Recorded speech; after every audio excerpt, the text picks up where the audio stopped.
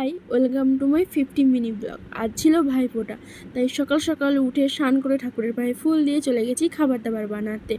তার উপর আজ ছিল বৃহস্পতিবার, তাই শুধু হয়েছিল লুচি ঘুগনি আর সাথে ছিল মিষ্টি। সবাই লাইন ধরে বসে পড়েছে। মিমি আর পুচু ভাইফোঁটা দিতে শুরু করে দিয়েছে। সকাল সকালই ভাইফোঁটা দিয়েছিল, কারণ ও আবার কাজে যাবে।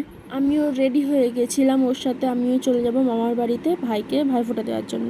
ভাইকে আর দাদুকে ফোঁটা দিয়ে আমি আবার দাদার সাথে বাড়ি চলে এলাম এদেরকে ফোঁটা দেওয়ার জন্য।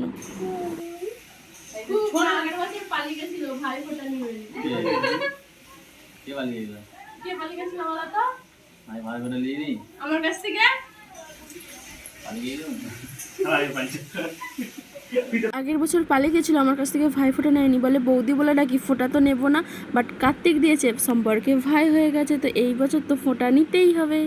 আর একজনকে বিয়ের আগে থেকেই দাদা বলে ডাকতাম, তো তাই সে প্রথম থেকেই আমার কাছে ফোঁটা নেই। তো যাই হোক, আজকের মতো এখানেই। ব্লগটা কেমন লাগলো জানিও, আর বেশি বেশি করে লাইক করে দিও। টাটা।